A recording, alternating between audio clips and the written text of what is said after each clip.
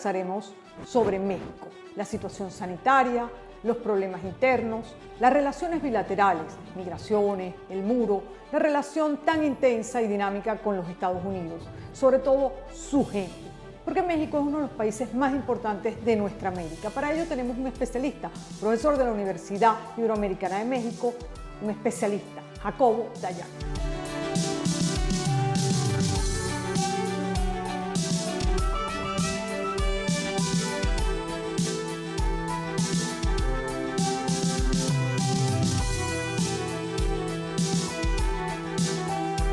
Jacobo, ¿cómo ha manejado el gobierno mexicano la situación de pandemia en el momento presente, la situación sanitaria, por supuesto? ¿Qué tal, María Eugenia? El gobierno mexicano ha manejado de manera muy errática la pandemia. Hay poca o casi nula información de calidad. El gobierno, a pesar de que da conferencias todos los días tratando de informar la situación de la pandemia, la calidad de la información es prácticamente nula. Investigaciones independientes hablan de que el número de muertes reportadas por el gobierno es casi un tercio del real. Ya somos casi el tercer país con más muertes a nivel mundial. La decisión del gobierno ha sido la de no realizar pruebas masivas, es decir, somos de los países también que menos pruebas realiza. No hay coordinación entre el gobierno federal y los gobiernos locales. Cada entidad hace un poco lo que le parezca en gana, lo que le venga en gana, lo que le parezca mejor idea. El presidente manda mensajes contradictorios todo el tiempo, habla de que la pandemia ya está controlada, no utiliza el cubrebocas, apenas la utilizó para ir a visitar a Donald Trump, pero todos los días no lo hace, continúa haciendo giras por el país y hablando de que la pandemia ya se controló y que el impacto económico no es el que todo mundo habla y que incluso calificadoras internacionales pronostican para México. Lo más preocupante es que hay un relajamiento en las medidas de distancia social. En México estamos en un semáforo naranja donde la gente está saliendo a las calles. No es generalizado la utilización de cubrebocas, lo que seguramente traerá un aumento de contagios y en cifra de muertos. La situación sanitaria actual de México ha invisibilizado o dejado fuera de la agenda diaria, permanente, temas tan importantes como la violencia, los derechos humanos u otros temas. En efecto, la situación sanitaria ha invisibilizado del discurso público el tema de violencia, del narcotráfico y de la agenda de derechos humanos. Simplemente la pandemia lo que ha hecho es acrecentando esta déficit de atención de la opinión pública en estos temas, porque el presidente López Obrador, desde que llegó al poder, lo que ha hecho es negar la existencia o la permanencia de la violencia en el país. Lo que él dice es de que desde su llegada se acabó la impunidad, desde que él llegó se acabó la corrupción y desde que él llegó se acabaron las violaciones a derechos humanos en el país. La realidad es de que la violencia crece, mes con mes tenemos las cifras más altas de violencia en el país, la presencia del crimen organizado en territorio nacional cada vez es más evidente, incluso han estado repartiendo despensas como si fuesen el Estado a población necesitada durante estos meses de pandemia y pues, la impunidad continúa. Mientras el gobierno sigue tratando de atajar esto en el discurso, la realidad es que las violaciones a derechos humanos continúan, la agresión a migrantes continúa y los presupuestos disminuyen para esto. El gobierno ha disminuido presupuestos en prácticamente todos los rubros, haciendo muy débil al Estado. Y entre los rubros que ha desatendido está, por ejemplo, el fortalecimiento de policías o prevención del delito o las capacidades del Estado para atender los flujos migratorios o varios de estos.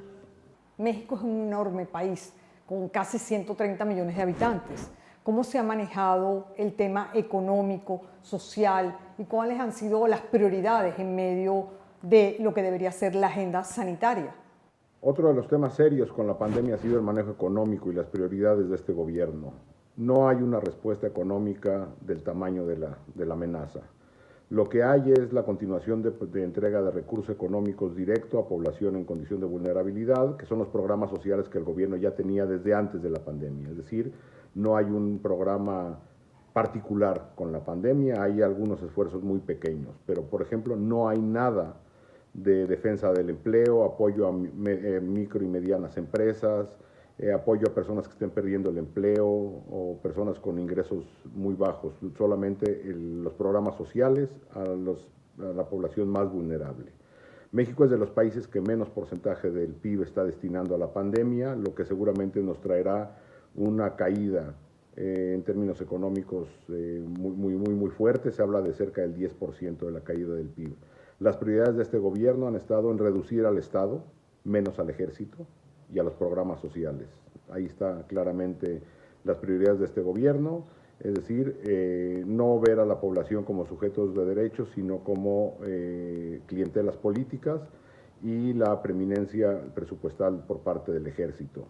Y se le ha reducido a prácticamente todo el Estado. Tenemos un Estado debilitado presupuestalmente, debilitado en capacidades y un ejército cada vez más fuerte. El cóctel es claro y amenazante.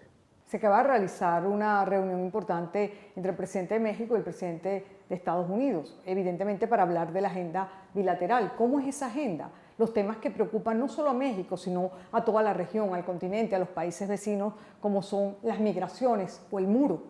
La relación bilateral entre México y Estados Unidos siempre ha sido muy compleja. En los últimos meses, años, en la administración Trump, se ha visto agravada por la política de migración del gobierno de los Estados Unidos, que ha llevado a que México tome la decisión de militarizar las fronteras y criminalice la migración. También se ha visto afectada por la decisión del gobierno de los Estados Unidos de la construcción de un muro, y hay temas pendientes como el lavado de dinero y los enfrentamientos diplomáticos que seguramente se vendrán ahora que México es parte del Consejo de Seguridad, en temas como Cuba y Venezuela. Es una relación muy compleja. De sur a norte, además de mercancías, van drogas y personas. De Estados Unidos a México vienen armas, dinero, migrantes retornados y deportados, lo que hace una agenda muy compleja. Adicionalmente a esto, hay una política que se tiene que discutir, el qué hacer con grupos criminales. En los Estados Unidos se están llevando a cabo juicios contra miembros del crimen organizado, como el Chapo Guzmán, siendo el más famoso, pero hay decenas de miembros del crimen organizado siendo enjuiciados en los Estados Unidos, e incluso exfuncionarios, como el ex secretario de Seguridad Pública, Genaro García Luna, y varios exgobernadores mexicanos que están siendo enjuiciados en los Estados Unidos, ya que en México no hay procesos contra ellos. La relación es compleja y está siendo llevada a cabo hoy por dos personajes muy similares, ambos populistas, Andrés Manuel López Obrador y Donald Trump. Jacobo, ¿cómo visualizas tú México pospandemia, dada tu experiencia? ¿Qué le espera a México después de la pandemia? Pues el presidente López Obrador, cuando empezó esto, dijo que la pandemia le venía como anillo al dedo. Y probablemente le venga como anillo al dedo al proyecto que quiere encabezar, que es un proyecto de hiperconcentración del poder, el debilitamiento de las instituciones democráticas, de los órganos autónomos, de los contrapesos políticos y pues la regeneración de la vida política del país a partir de una visión única, casi mesiánica, en la que él se considera pues, el heredero histórico o el predestinado histórico para encabezarla. México será seguramente más violento, con la impunidad sistémica de siempre, con un sistema de salud en debacle y una economía hecha pedazos.